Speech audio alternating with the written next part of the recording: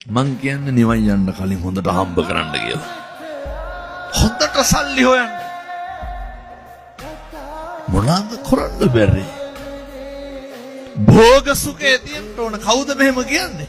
මේ බුදුවරු දේශනා කරන්නේ. මිනිස්සු අනන සුඛ තියෙන්න ඕන. අන වචන මේ ණය නැතිකම තියෙන්න ඕන අපි. නුවා ගානේ ගෙවල් ගානේ ණය නැද්ද මිනිස්සු? බුදුම ණය කණ්ඩායමේදී. ඒ නිසා සත්පුරුෂ දරුවන්ට තරුණ මහත්තුරුන්ට මම කියනවා ඔය ගොඩක් කොල්ලොන්ට වැරදුනේ එක එකාගේ බයිසිකල් පස්සේ යන්න ගිහිල්ලා. බයිසිකලේ පිටිපස්සේ නැගලා යන තරුණයෝ එක්කහුවෙන් මේ ගම් වලින් මත්ද්‍රව්‍ය අයින් කරලා දාන්න. කොල්ලෝ නම් කමක් නැහැ මේ ළමයි ඉන්න තාත්තා. මස් කිලෝ එකක් ගෙදරට ගෙනල්ලා නැහැ.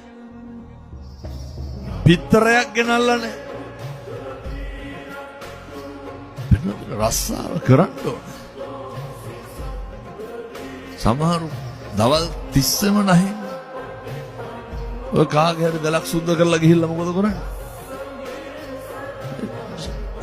ජීවත් වෙන්නම සමහරු බොණ්ඩනේ. එහෙම නෙවෙයි.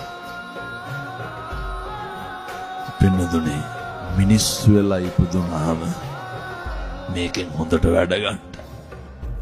මේක අපරාධ.